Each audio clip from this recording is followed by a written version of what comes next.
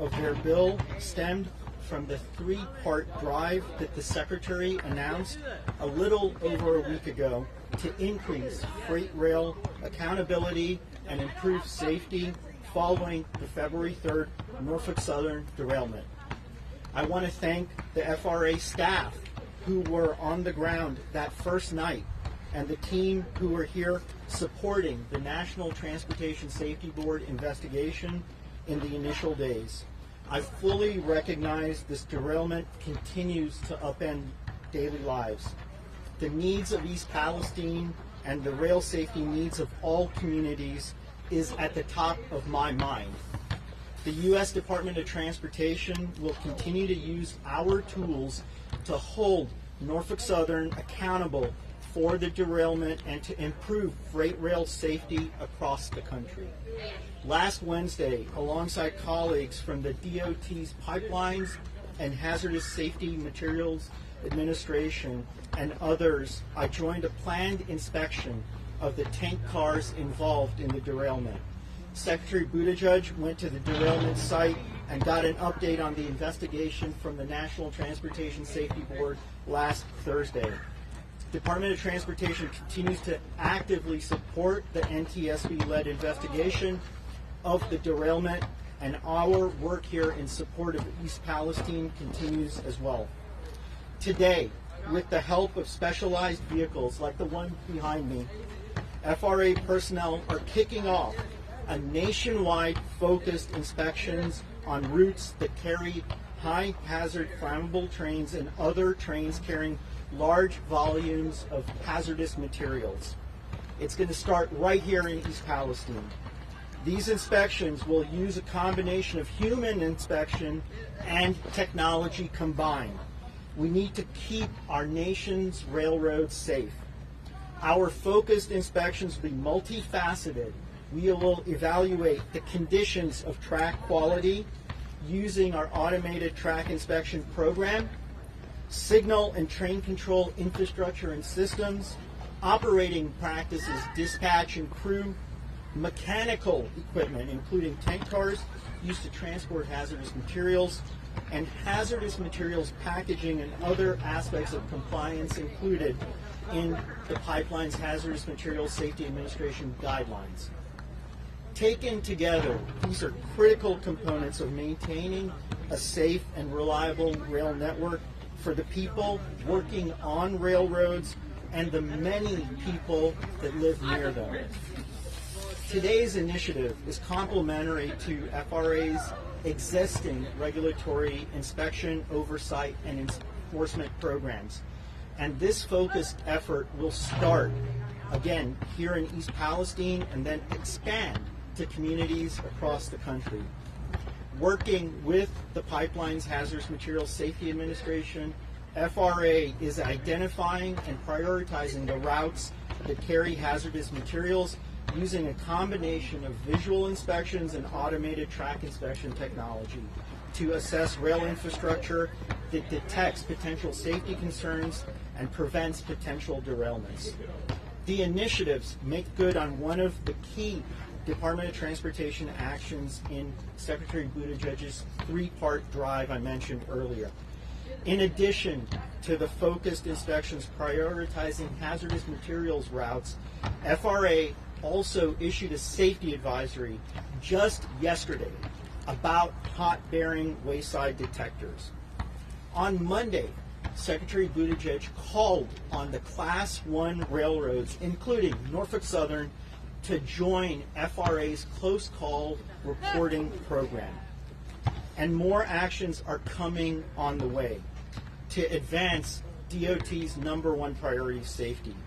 FRA will continue to use all tools and resources available to support the Secretary's three-part drive. We will continue to take steps to ensure the highest level of safety and so that no community experiences what the people of East Palestine are going through right now and have endured in the last several weeks. Again, we are grateful to the bipartisan group of senators for introducing new legislation today. We look forward to working with Congress to do more on this important issue. Before I turn it over to the EPA Regional Administrator and FEMA, I want to say thank you to our federal, local, and state partners on the ground, and to all of you for doing your part to get out accurate and timely information. We look forward to the continued collaboration. We stand ready to be of further assistance to the community. Thank you.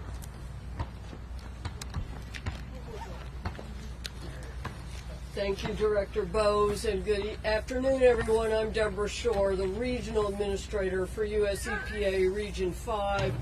I'll start with a brief operational update. EPA has conducted 585 home reentry screenings to date and continues air monitoring at 16 stations within the community. There have been no exceedances for residential air quality standards, and outdoor air quality remains normal. EPA is continuing to offer the air screening service to any resident within the evacuation zone who wants a screening. I encourage anyone who hasn't taken advantage of this service to get in touch with us. Tomorrow evening, Thursday, is our next public meeting and resource fair at the high school.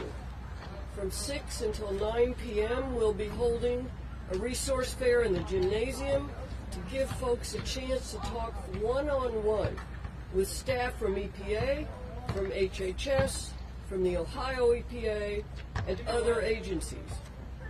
At EPA's request and per EPA's order, Norfolk Southern will attend tomorrow's town hall. From 6:30 to 7:30, we'll provide a response update and a Q&A session in the auditorium. And out in the parking lot, we'll have the TAGA bus, so people will get a chance to take a closer look. I talked about this bus yesterday. It's the Trace Atmospheric Gas Analyzer Mobile Laboratory, which can conduct real-time air monitoring and sampling analyses during the removal of contaminated waste. Within hours after the derailment, EPA began conducting stationary and roaming air monitoring and sampling in the community.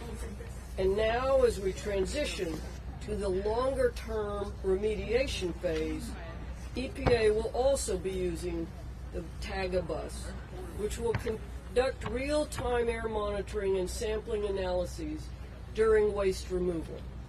This means we don't have to send samples away for analysis. We can analyze them right here as we collect them. Yesterday we opened our Community Welcome Center at 25 North Market Street. We had a great turnout, and I know we've had many visitors today. This is a place where members of the community can meet with staff from EPA and other agencies to get their questions answered and to learn more about services available to support the community. We'll be open from 8 in the morning till 8 in the evening every day. Later this week, we'll be opening a new incident command post outside of East Palestine near Columbiana. This will give us enough space to park all the mobile command posts and labs and trailers that we need to oversee this cleanup without taking up your parking spaces and inconveniencing the residents of East Palestine. These past couple of weeks, we've all been working out of Centenary United Methodist Church, and they've been extremely flexible and welcoming, but I know they'd like to have their building back. I want to assure you that even though we're moving our command posts, we're not leaving East Palestine, nor the wider community. We won't leave until the work is done. The Welcome Center will still be here, and we'll still be here. We're committed to this community. Thank you.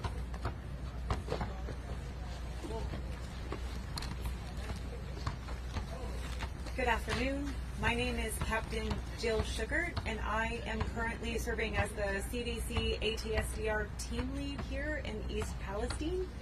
Today I'd like to update you just on a couple of things that we're working on.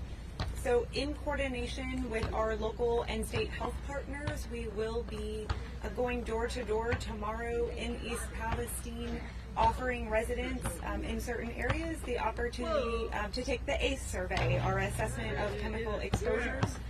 We also are continuing to work with our local, state, and federal partners on community engagement activities, such as those that Deborah just mentioned. We have staff available to provide public health information and also materials. And then finally, we have been working with local, state, and federal first responder leaders and first responders to talk with them and prepare our ACE first responder survey that we will be finalizing this week. That's it for us today. Thank you. Thank you, Captain Shugart. My name is Tom Sivak, and I'm the Regional Administrator for FEMA Region 5. I'm going to provide a couple updates for today. Earlier this afternoon, our teams were in the field handing out flyers out into the community. We were meeting the community where they were at. As of this afternoon at 2 o'clock, our teams were able to flyer places within East Palestine to 400 residents. And then also that brings our total in the last couple of days, in a few days, to 1,200 flyers throughout the entire community. These flyers have a lot of information for the community. Air, water testing, soil sampling, and just general questions. If anyone has any questions, please call 866-361-0526. Again, that number is 861-365-0526. We are committed to the safety of the people of East Palestine and surrounding communities, and we will continue to focus on this effort for as long as we are needed. It's now my honor to bring up Governor DeWine for the final comments.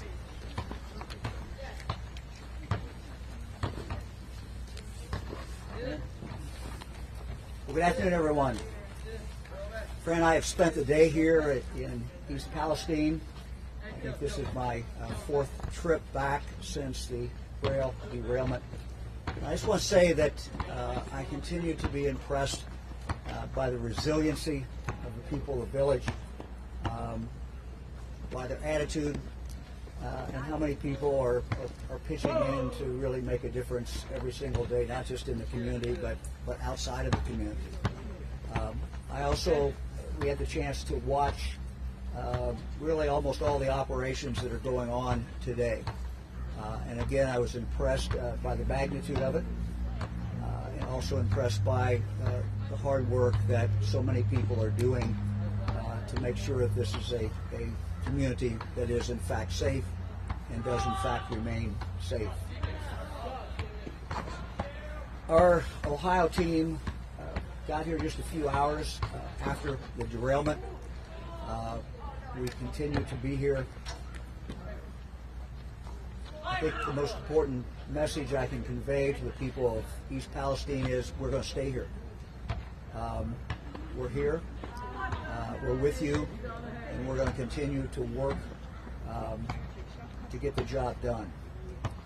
This is a great team effort, as you can see by all the other speakers. We're going to continue to play our part in this.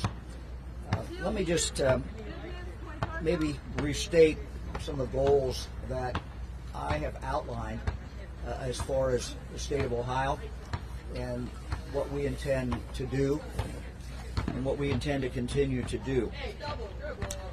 Number one, we continue to hold Norfolk Southern accountable. Their railroad, their train, their responsibility. Number two, we intend to continue to focus on the safety of the people of East Palestine every single day, and we will continue that every single day. We will continue, number three, to test the air. Number four, we'll continue to test the water. Number five, where appropriate, we will test the ground. We will test anything else that needs to be tested. Number six, we will continue to report those results as we get them. We will continue to tell you what we know, and we will tell you what we do not know. Seven, finally, we intend to continue to take a holistic approach to this community and the tragedy that they have suffered, and the trauma that they have suffered. By holistic, this is what I mean. When I talk to people in the community, the number one thing that is expressed to me is their desire to get back to where they were, get back to normal, live their lives. And that includes all the things I've said, but it may include other things as we look forward to go forward for this community to continue to thrive. It is a great village. It's a great community. They're great people. We'll continue to look at this from a holistic point of view. We're going to continue to work with the mayor. We're going to continue to work with the officials to make sure that their wish of getting back to normal happens just as soon as that is possible. I have a few other items I would like to mention. From the first time I talked to Fire Chief Gravick, and including today, when the mayor and he had lunch, one of the things that he has continued to express to me is the desire for more training, specifically in regard to tragedies that might occur, in regard to train derailments. This is something that I have talked to fire chiefs throughout the state, and they all have expressed to me a desire to see very specific training increase rather dramatically. They've all expressed a desire to have the railroads that have unique knowledge about this to actively participate in that training. As a result of that, I talked yesterday to Alan Shaw. We went back and forth with a number of communications, of course the CEO of Norfolk Southern, about that desire. I've also talked yesterday to CSX CEO Joseph Heinrich about that as well. He pointed out to me that this is their number one state in the union in regard to number of miles of rail. Both of them expressed a desire to work with us to dramatically increase that training. To state the obvious, most of the rail miles in this state are in rural areas. They go through village after village, after small city after small city, as well as our big urban cities. The reality is that in most of our rural parts of the state of Ohio, it is our volunteer firemen and women who are the most likely to be the first ones on the scene. And that's what we saw here. So the fact and the need to have them trained, to understand more information, and to have the railroad actively participate in that, this is a big goal of mine. And after these two very favorable conversations, we don't have details yet to announce, but I'm very confident that we will be able to have an announcement in the future about that. And this affects not just obviously East Palestine, but every community where rails go through. Let me talk for a moment about rail safety. The first thing I said, I believe when I was here the first time after the derailment, was for the need for the United States Congress to take action in regard to rail safety. There is action going on in the state legislature, and I applaud that.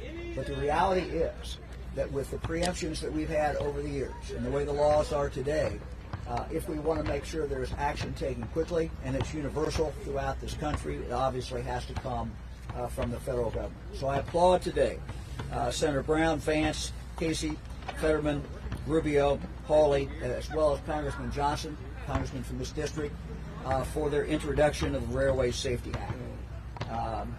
The items contained in that act are some of the things that we certainly need. I also know, and I also called initially on Congress to hold hearings. Those hearings are getting ready to start.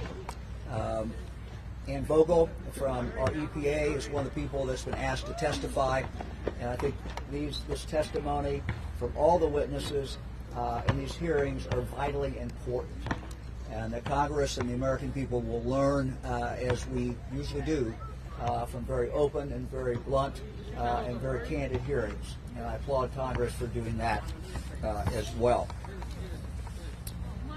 one of our goals every day is to communicate to the people of the state of Ohio. And we try to do that, again, telling them what we know, what we don't know, every single day. We have been sending news releases out every day around 5 o'clock.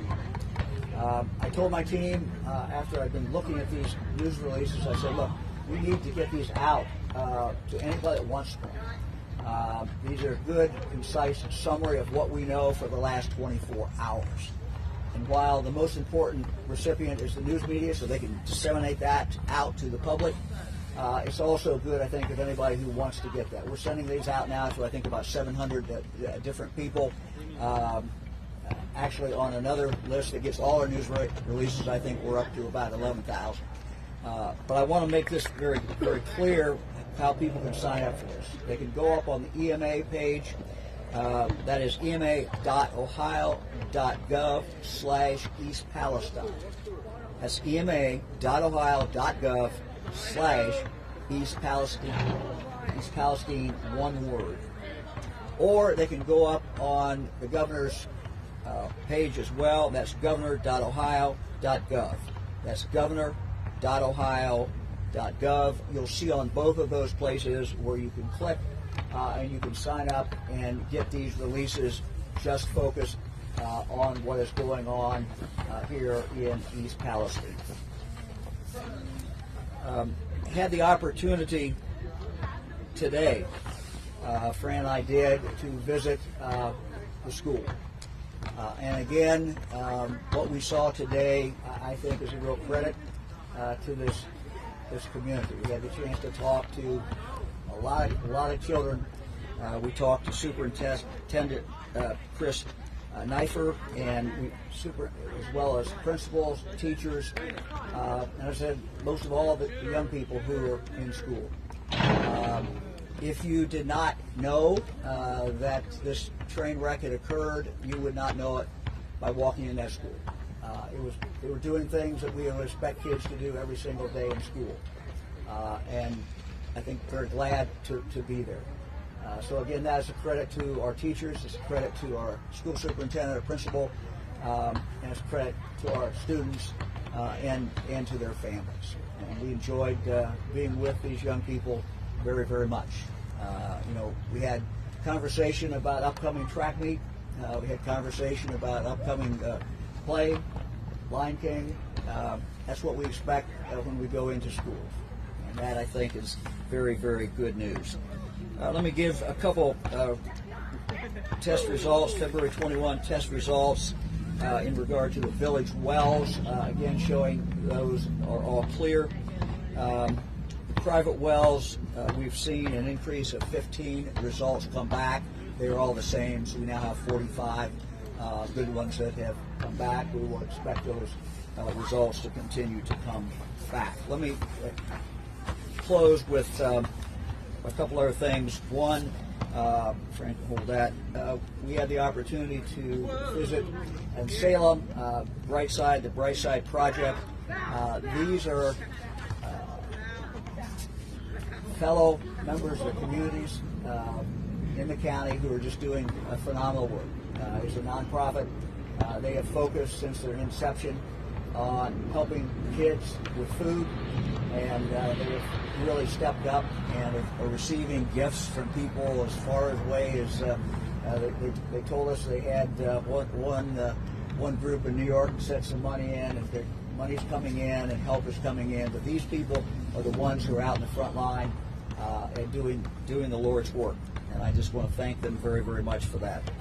Let me conclude in regard to the issue of training. I'm announcing that our Ohio Public Utilities Commission has $800,000 in grant funding available to help our smaller departments pay for critically important training. Today through May 31, PUCO will be taking applications for their annual hazardous materials training grant program. Among the opportunities funded through this program are rail hazardous material response training. That's one of the things that you use the money for, and hazardous material incident response. Ohio is obviously a central point in the United States for transportation. We'll have to tell any of you that. These grants can help agencies execute real-time real-world training scenarios that address hazmat spills.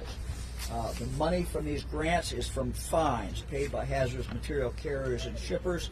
More information is available in regard to this money at puco.ohio.gov. Thank you all very much.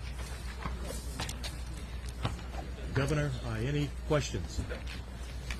So we're going to open it up to questions. I ask that you speak loudly, please. My name is Stan Boney from WKBN. A question for Mr. Bose real quick. The inspections that you're going to undertake, the data that you collect from those, do you see them possibly being used to change laws down the road?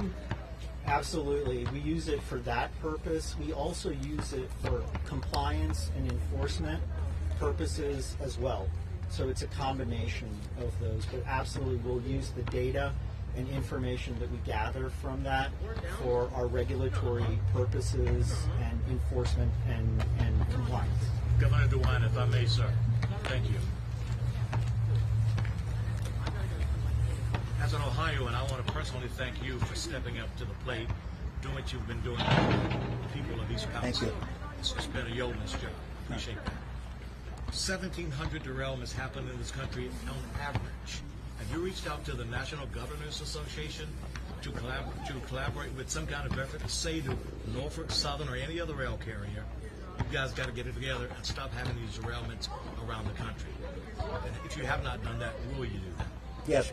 Obviously, Governor Shapiro and I have talked about this, and we both are feeling this up close. But I can just tell you other governors are looking at this. They understand. What we as governors do, if we see something happen in another state, we then think, okay, how are we going to deal with this? How are we going to maybe stop it from happening? But if it does happen, how are we going to respond? And I think as a governor, and I can't speak for every governor, but I think it's true for every governor, what we try to do is learn from every experience, whether it's our own experience or whether it's experience in another state. Again, if we're talking about changing the law, Congress has got to do it, and I'm sure that other governors are talking to their members of Congress as well. So, and I appreciate Congress's response. Thank you, Governor, sir. my question is for you as well. Governor, why isn't the U.S. EPA, federal and other state agencies, which is responsible for protecting the people, not issuing warnings to keep people away from the contaminated creeks?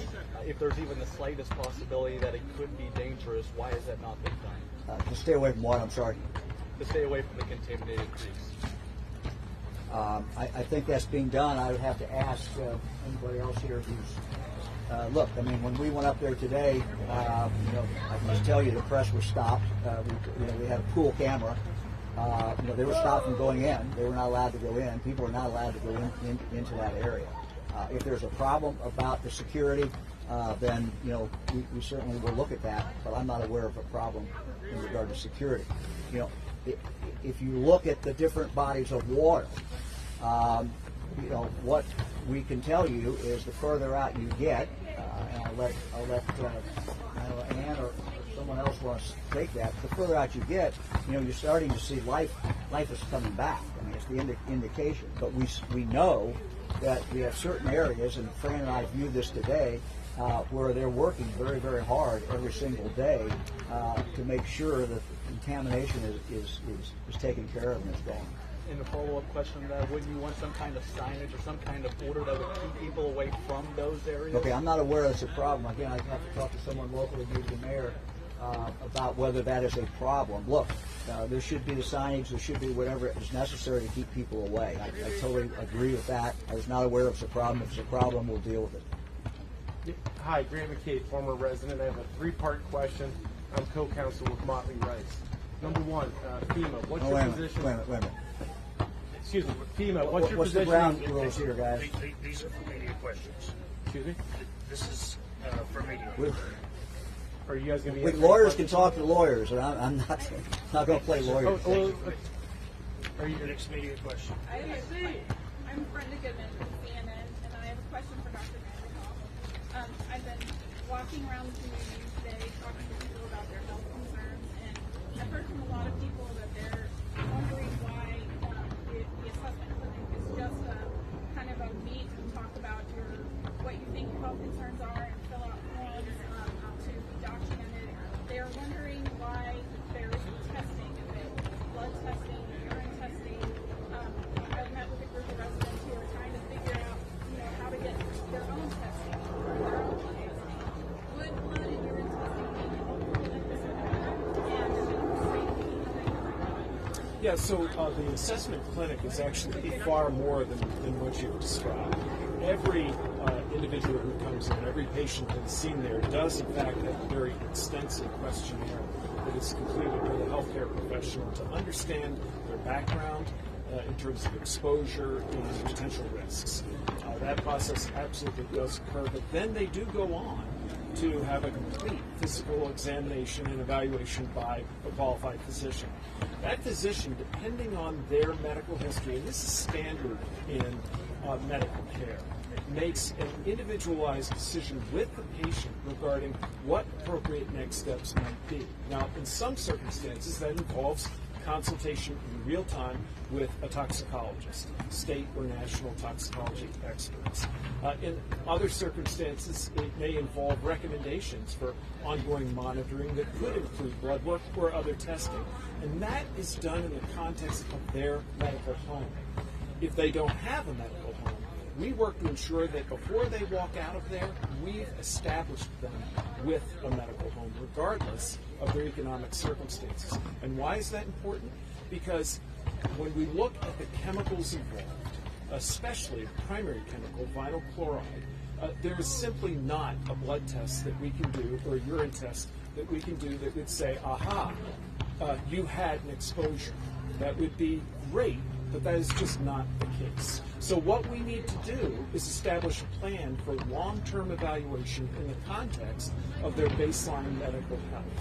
And that we do with their primary care doctor. So there may, in certain circumstances, be a decision for a variety of testing, but that is done in the context of their medical home, longitudinally. Did you notice when your travels today, did you see anything or talk to anybody that you thought was alarming? I have to say I really didn't. On the medical end? Yeah, no, I can tell you that I've been in this community many, many days, and I've wandered around the town. I've spoken to more people now than I can keep count of. I've spoken to them about their medical concerns, the experiences that they're having, and I feel very confident, first, that the air quality is exactly as we've described it. It is safe, it is good. I wouldn't be walking around the community if I didn't think so. I'm very confident in the water quality as we've measured it. And I understand the concerns, the health concerns, the anxieties people have given what they have heard, especially some of the misinformation that they are getting from social media and other platforms. That's why our sharing of all the information we have in real time, the way that, as Governor DeWine described, we are working very hard to do, is so important. Because it's the best counter to fear and misinformation.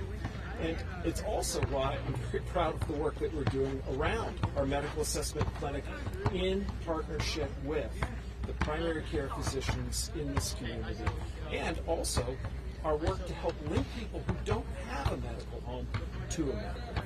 And Doctor, to piggyback off of that, Marky Martin here with News Nation. We spoke with several families just in the past couple days who feel side effects and symptoms. And we know that EPA Administrator Regan reiterated what you just said yesterday, drinking water, breathing seems to be safe. But a lot of families want to know why, if that's the case, they still feel burning eyes, itching skin, chemical dermatitis, etc. What do you tell those folks? That's why we want you to be seen in a medical setting, because the symptoms that they're describing have a whole variety of potential sources. We need to understand what their exposure may have been and what the appropriate approach and treatment for them is. And what we've done is really take a comprehensive approach. We understand that what people are experiencing is real. And we want to take their very real symptoms very seriously. But we want to make sure we're arriving at the correct answers and working with their doctors to arrive at the best, most appropriate treatment plan. We'll take one more question.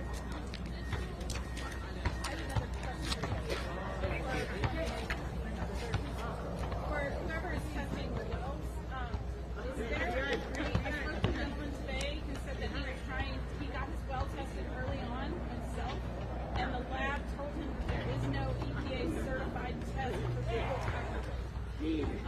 Is there an EPA certified test that labs can run to detect butyl acrylate in the well water?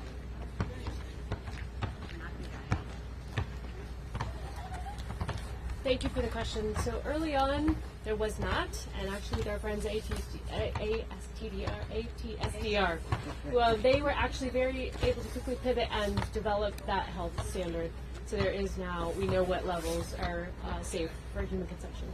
And so the private wells, just to be clear, the private wells that people are signing up for the testing, they are being tested for butyl acrylate and what else? It's a panel of more than 120. I know that of potential POCs and SPOCs. Thank you, everyone. I have one more question. This press conference will continue. I want to know what your opinion is on the new results from Carnegie Mellon and Texas A&M that says long-term effects. This press conference is finished. We will hold these every day at 4 o'clock. Including tomorrow? Along with the 6 o'clock meeting? The 4 o'clock meeting, the 6 o'clock meeting? Correct. We'll be here at 4 o'clock. Thank you. These guys aren't going to answer.